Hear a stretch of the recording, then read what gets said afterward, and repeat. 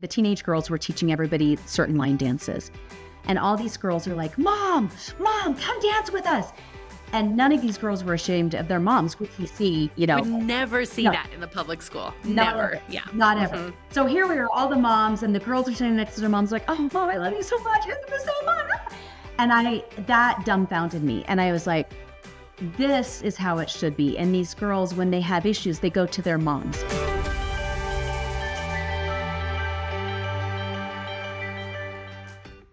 Welcome. It's the Colorado Homeschool Podcast, interviewing experts, parents, graduates, all here to help you navigate this incredible journey called homeschooling. And if you're looking for resources, tips, and help, go to CHEC.org. You'll find what you need.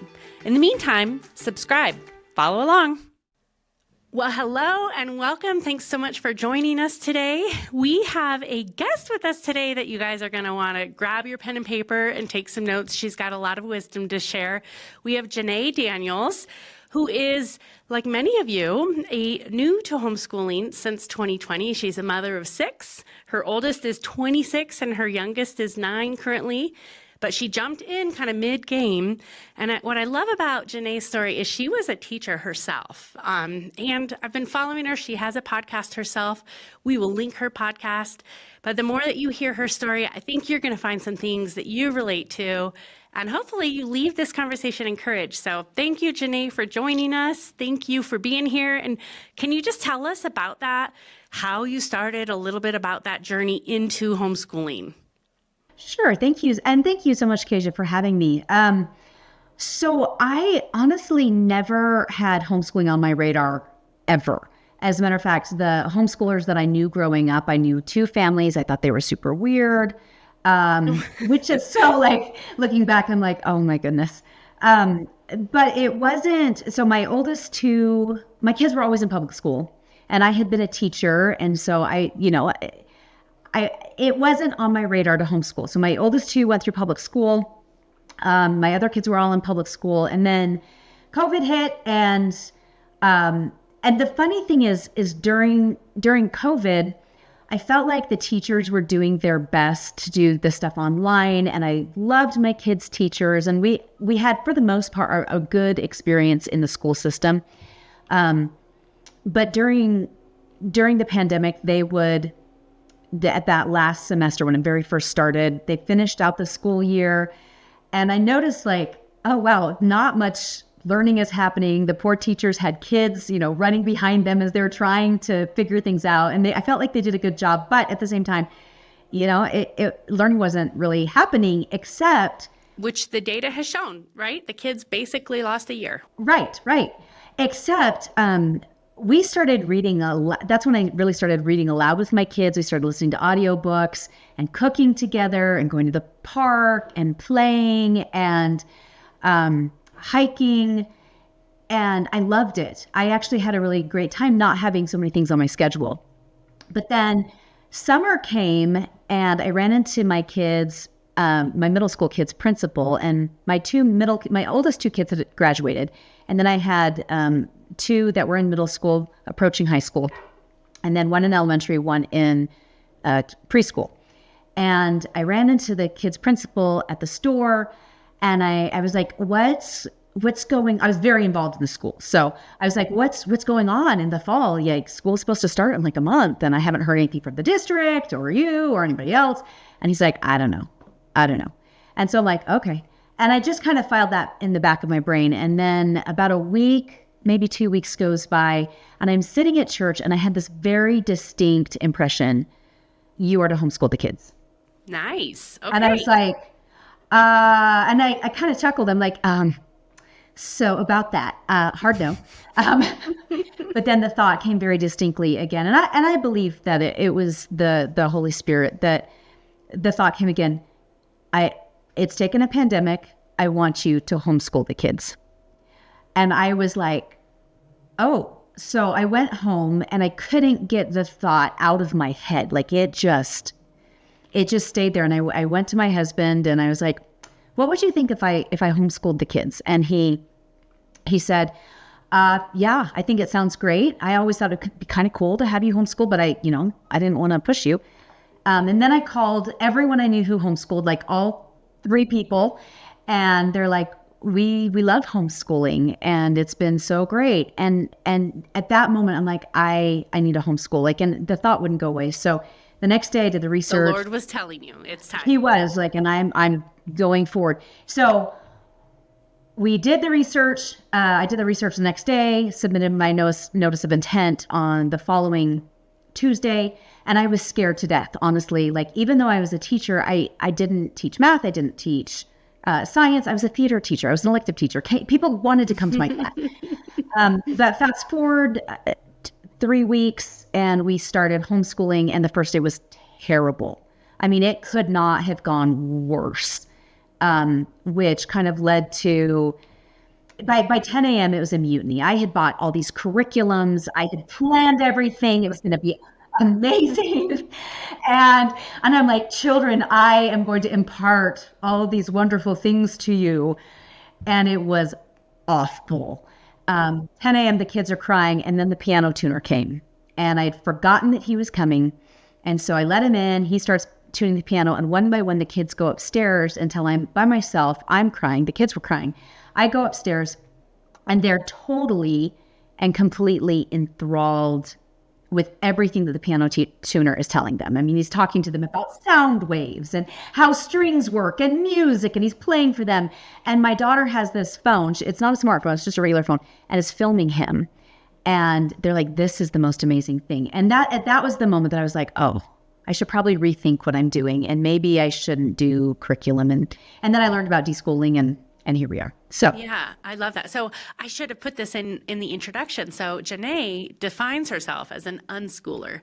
And we were talking about this a little bit before we started. That term does not mean how did you say it? A not schooler.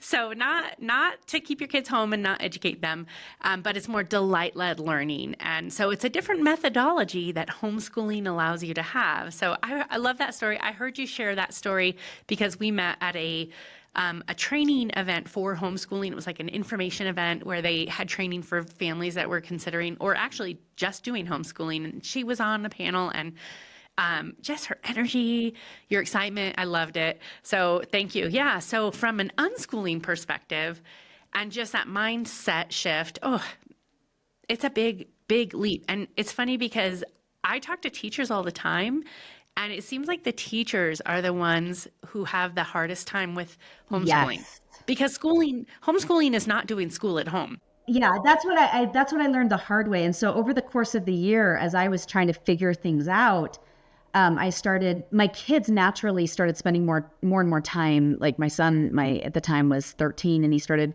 playing the guitar, and my daughter she would get really bored. I mean, we would do the basics, reading, writing, and math. And she'd get really bored and started reading all these World War II books. And I didn't know anything about unschooling at the time.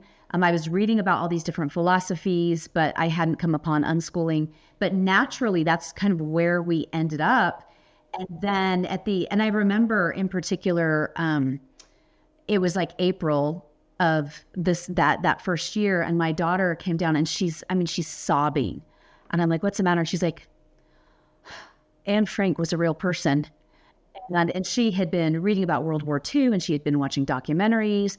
And she's like, and I'm really nervous because I'm worried because I'm seeing things happen now that happened during World War II. And so she's starting to make these connections, and she's 12, and I'm like, what? That's beautiful. I love that. Yeah. And then I happened upon unschooling, and a book about unschooling, and here we are. No, I love it. So when I invited you to come on, and I love the unschooling model, and I feel like maybe at some point we should have you back on and just let's focus on that and how that works, because I think that raises a lot of questions. But I just think it's important to clarify what you said. It's not schooling. It is right. Delight-led learning. It's being intentional with seeking out those things that your family loves that's going to inspire them. And I love it. And then providing the resources for them to learn whatever the thing is that they're trying to learn. Yeah. It's not a bunch of wild children hanging from a tree, not doing anything. It's I almost hate that we've got to move on because we've got a different topic, but no worries. So I want to talk about community because in my mind, when you first begin to homeschool, and it sounds like you felt like the Lord told you to do it. So that is a big vision for it. And maybe you had to restructure what you wanted out of homeschooling and what education really looked like. So I think if you start with that, writing out what your vision is and what your goals are and why you're doing this, then the next thing that I always encourage people to do is find your people, find community. So how did that play a role, especially as an unschooler? Because it raises a lot of eyebrows, or people make broad assumptions. Right. That was tough. That was really, really tough. Like, my kids still had their public school friends, and they still do have their public school friends, right, that they still hang out with sometimes. But that first year was pretty lonely, as I was trying to learn the different methodologies and connect with different groups. And I would go on Facebook, and I remember this one time somebody posted, "Hey, my daughter, we're new here, and my daughter is having a birthday party. And could any of your kids come?" And so my daughter and I went, and my daughter just very quickly was like, "These are not our people," and like delightful people, but very like didn't click. The moms were nice, but I'm like, "Oh, these are not my people." But I felt like a lot of it was trial and error, and being intentional about meeting people and getting out of our comfort zone. I tried different enrichment programs for my kids. That's where my daughter's core group of friends came. And so it's interesting because each of my kids have different communities, and I have friends that I've met. There's a couple unschooling moms that I've really connected with that don't necessarily live here in my state. But and how did you find them? Did you find that community online? Is it through your podcast, or? I found them online. That was the funny thing is, somebody had posted something on some Facebook group, and I responded, and suddenly we had a connection and a friendship. Another friend of mine, her husband posted on a Colorado Springs Facebook page and said, "Hey, I'm looking for a real estate agent. We're unschoolers. And we want to move to Colorado Springs." And so I responded and said, "Oh, we're unschoolers, and my husband sells real estate." And, there's like 300 comments, and he's like, "You're my people." And so it's like the Lord just made that happen for you. Right. And so a lot of it was just like seeking people out on Facebook. But I do have local friends. They have different philosophies on education. They're also homeschoolers, and I do still have public school parent friends. But I think the key for me was finding the friends for my kids, like making sure that they had their groups that they felt like that they could connect with. And so for my daughter, it was through the school district. For the homeschooling, program through the school district. For another child, it was we had tried a couple different enrichment programs, and then we found this one enrichment program that was kind of different, and that's where her little friends are. And so being mindful of their individual needs. Right. What is each child, and is it hard? Yes, but it's been very worth it. We had a snow day in Colorado on Friday, and our house was completely filled with public school kids and the homeschool kids and all of the ages. Everybody came to the house, and I loved it.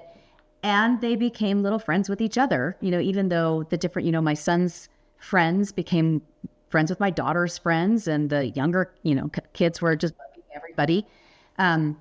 But that's a perk of homeschooling too, right? Because I feel like in the public school, you don't really see that crossover. Like the 7-year-olds hang out with the 7-year-olds, and the 10-year-olds with the 10-year-olds, and they certainly don't play together because, for heaven's sake. So I love that. That is the biggest myth, I think, is that homeschool kids are not socialized. I think they're better socialized. Oh, I would say so. That was one thing that surprised me. So my son had made, I think this is our third year homeschooling. We've been homeschooling 4.5 years. So his third year homeschooling, he did an orchestra, and then he also was doing a play through another group. And then he had his public school friends, and then some friends at church. And when it came time for his birthday party, he invited all of them. And there was 40 kids that showed up to my house. Some were from concurrent enrollment because he did in concurrent enrollment for a while. And so all these kids show up at my house, and they separate, right? So they didn't. They naturally started to integrate, except for his little group of public school friends, didn't integrate with everybody else, even though none of these people knew each other. And so I told his public school friend, said to me, he's like, Mrs. Daniels, I didn't know Joshua had so many friends. I just assumed that he just didn't have any friends. And I said, oh no, kiddo, like the world opens up when you homeschool, because there's all these different, extra things that we do. So eventually the public school kids did integrate with the other kids. But it was a testament to me that our world can expand if we let it, like if we are intentional about it. Okay. Well, all right. I want to pivot a little because I have listened to several of your episodes on your podcast, which I find great. And you've talked about this idea of peer orientation versus parent orientation. And for somebody who has never heard that, can you give us a quick snapshot of that? And then I'll have a follow-up question. Yeah, you betcha. Okay, so this was one of the very first things that I learned when we started homeschooling. I didn't realize that homeschooling world was like a Harry Potter world of magic. Like, there's all these cool things that nobody knows about. And it's the best kept secret, but the secret's getting out. It is the best. Homeschooling is the best kept secret, seriously. But one of the things I was introduced to was the work of Dr.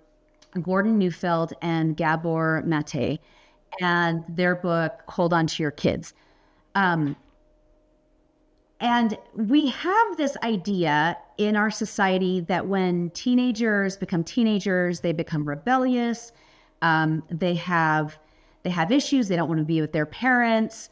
And that's normal. That's typical. That's normal. What surprised me is that Dr. Neufeld is the world's foremost in attachment psychology.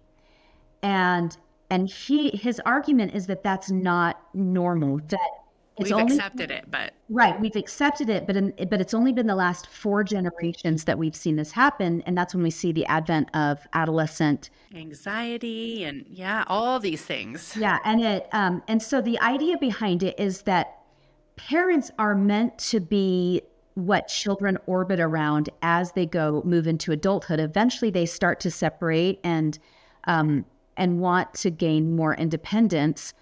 But what's happened is because the kids are all together in school all the time, they start to orient around each other. And instead of learning how to grow up, because they're orienting around other people who are the same age, they don't. And so then we see an increase in depression and anxiety. They don't know how to deal with problems properly. And so when I read the book, I was like, oh my gosh, because I did see that with my oldest 2 kids. I watched that in teenage years, and Dr. Neufeld's argument is you cannot parent a child whose heart you do not have. And so what I observed is when I brought the kids home, their peers were important to them, but what I thought was more important. And that has maintained even now. My son is turning 18 soon, and he comes home and he wants to talk to me. He wants to share with me about his dates, and he wants to tell me everything. He wants to tell me about all of his friends and what they did, and the same with my daughter. And what I observed is, for the most part in the homeschooling world, children are appropriately oriented to their parents. I remember specifically going to an enrichment. It was like a fall festival at the enrichment program, and there was hundreds of kids there, and the teens planned it for the younger kids. And there was this part where they were doing dancing, like the teenage girls were teaching everybody certain line dances, and all these girls are like, Mom, come dance with us. And none of these girls were ashamed of their moms, which we see, you would never see that in the public school. Never. Not ever. So here we are, all the moms, and the girls are sitting next to their moms like, oh, Mom, I love you so much. I love you so much. And that dumbfounded me. And I was like, this is how it should be. And these girls, when they have issues, they go to their moms and they talk to, like, what do I do about this? I've also observed a lot less depression amongst homeschooling girls and kids in general. And I think that's part of the reason is because most of these kids are oriented to their parents, which blew my mind. I was like, what? So, well, that was a little more than a snapshot, and I feel like we could go deep in that. No, it's okay. I mean, that's the thing about being a homeschool parent, I think, and why I love talking about the delight-led learning is I love to learn, and that is, I think, the goal of homeschooling for a lot of families. So that's fascinating to me. But back to the context of having community and groups, when you are aware, okay, there is a problem here. This peer orientation is kind of dominating in a lot of ways, and I want it to be parent oriented. And I think that there's so much validity in that, especially when you start talking about social media, et cetera. So we can go down that, but community still is important. So how did you balance finding the right community that wasn't going to undermine the work that you were doing to have your children be more parent oriented? I've heard you talk about this more than once. So that's why I was like, let's talk about that. Well, I think part of it is because my kids became more and more parent oriented as we started like looking for friends and friend groups. I was keenly aware of when friends were not parent oriented. Like I saw it in the public school system. I know what that looks like. And so with my kids, with the enrichment programs, I wanted to find programs where the kids were still oriented to their parents. And even though my daughter has a couple friends that are a little bit more peer oriented, it's still not as it's not the majority. Yeah. No, it's a couple here and there. And so that was something that I looked for is like, okay, I want to see the relationship of the parents with the kids and how do they interact with each other. Do you have any practical tips on how you did that? I mean, like, were you discussing this openly with your kids as you're picking them, or was this behind the scenes where you were just doing it and trying to put them in different groups based on what you observed? Oh, no, my kids will say, because we've talked about parent versus peer orientation a million times. And so my kids will say, oh, Mom, this person is very peer oriented. And she always talks very badly about her mom. And I don't like that. That bothers me. And we'll talk about it. I think that's one thing with having a parent oriented relationship. We speak very frankly about things. And so with my teenagers, they started discerning themselves. Like, oh, it's not acceptable to speak ill of your family. It's not acceptable to be mean about your mom. And because they've adopted that ideology, when they're with their friends, if they hear their friends saying something ill, they'll say something or they'll stop hanging out with them. That's something that I don't have to do anymore because we've talked so openly about it. They've become very aware of it. What about your younger kids? I mean, how did you, because I see that with a teenager, like there is this like owning a lot of that with their relationships and empowering them. But for the younger kids, it's just so natural for them to be like, oh, little Susie has a pink dress. I want a pink dress or whatever, right? I think to some degree, but still, I even watch with my 9-year-old, and she still cares mostly about what my husband and I think and what her older siblings think. Over what kids at her enrichment program thinks. And so, or what her little friends will think, or, her friends will, if we've had a friend over and she said something unkind, my daughter came to me and said, this is what happened. And, I think, but again, we still talk about that. It's important that we come to mom it's important that we come to dad and we have a relationship with mom and dad, but it's also important that I am emotionally available for my kids when they need me and not be stuck on my devices, not be unavailable for them when they most need me. And so for my younger kids, they just naturally see especially with the older kids now, like they just mimic what they're seeing. Yeah. That's good. I feel like, would you say that your journey to homeschooling changed that relationship with your kids? Like, would you have even been aware of the peer orientation versus parent orientation? So it totally rescued that relationship then. Oh yeah. I fully believe that had I left them in the system, that they would have become peer oriented. Like I dealt with it with my older kids. And then granted, I have a fine relationship with my older kids, but I dealt with it with my older kids. And now I watch how I don't compete with their friends. I don't. And their friends don't compete with their, with, I don't know how to say this. Like their friends are parent oriented. And so the relationships are nice and healthy. And when there are problems, we're able to talk through it. But I fully believe that had I left them in the system, I would have seen the same thing with my kids that I saw with my oldest two. Yeah. And you're right. It has become the norm. It's become this narrative that when teenagers hit a certain age, then you're going to lose them. And it doesn't have to be that way. I agree with you. I've had great relationships with my kids. Now my kids are young adults and still continue that.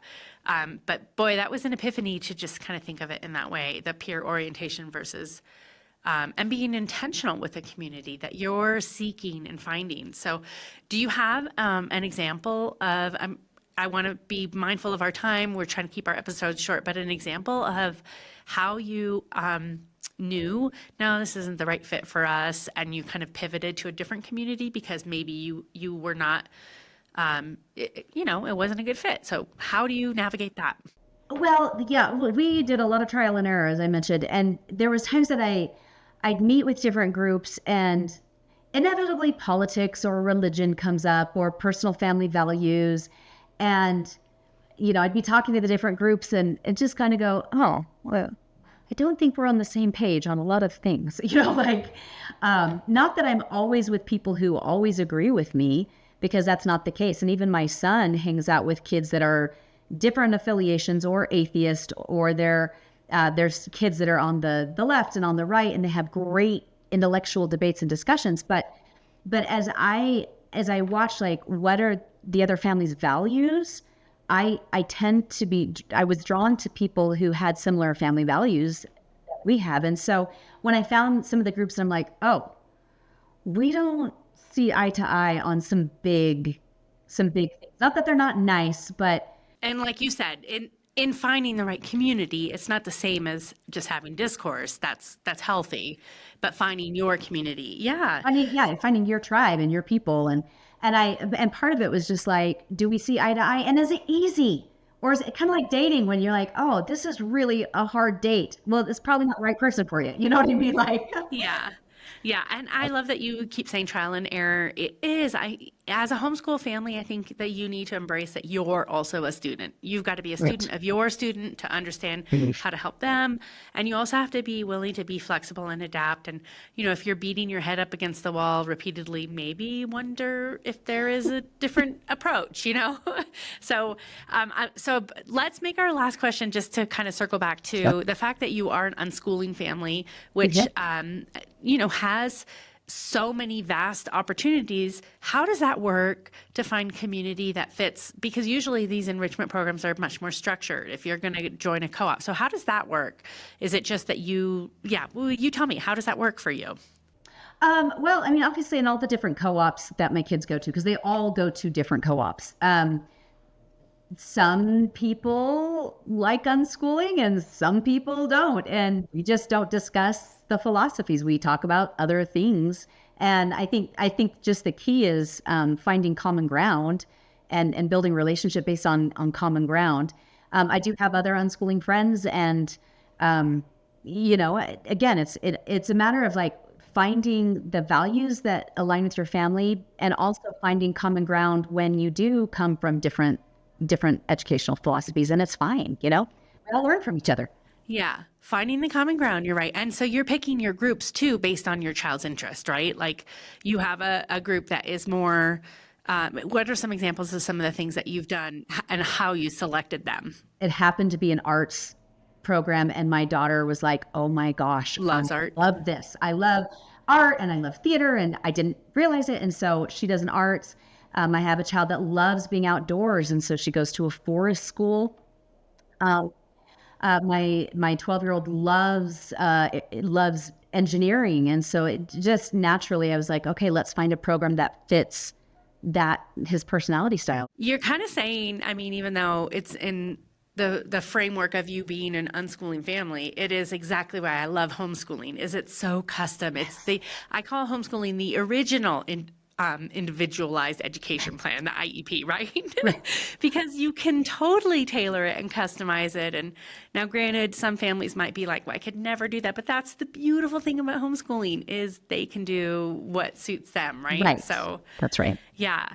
Well, I feel like we just tipped the iceberg. I'm going to link your podcast so people can find you. It's called From School to Homeschool. School to Homeschool, which I love it. It's your journey. I think a lot of families will relate to that. I really love your original. I went back to when you first started and you're telling your story. And I heard you tell the story in your podcast about the piano tuner. And I really love that. Like, I was trying to do school at home and trying to fit this in this like box. And we were all stressed out and crying every day. And yeah, it was terrible. And so I really love that authenticness of the way that you tell your story and how you ended up where you are. And just hearing how your children are thriving now, I really love it. So Janae, I think it was a treat. I hope that our listeners were blessed and encouraged. And if you haven't found the right community, what would you say to those families if they still haven't found it? Like, be intentional and don't give up. Just keep trying because you will find it. But you have to look. It's Easter egg hunting as opposed to, that's it. It's Easter egg hunting. I love it. Okay, so our final question that we're trying to ask all our homeschool guests is, what would you say is one, and this is such a hard question, honestly, but the best tip that you received as a homeschool parent related to this topic or not? What would you say that would be? Or a good? It doesn't have to be the best. It's such a hard qualifier. Put relationship first, period. Oh, and that fits with what we were talking about too. The relationship with the kids comes first above anything else ever. So that's it. It does. Oh, that's a very good way to end. So thank you so much. I really appreciate your time today. And guys, check her out. And thanks for being here today. Hey, thanks so much for having me. Thank you so much for joining us today. The Colorado Homeschool Podcast is a ministry of Christian home educators of Colorado. We have been motivating parents to disciple the next generation by embracing home discipleship that is Christ-centered, parent-directed, and free from government control. We invite you to join us in this mission. If you want to support homeschooling in Colorado, go to CHEC.org/donate. In the meantime, share this with your friends and make sure you subscribe. That really helps us. Thank you.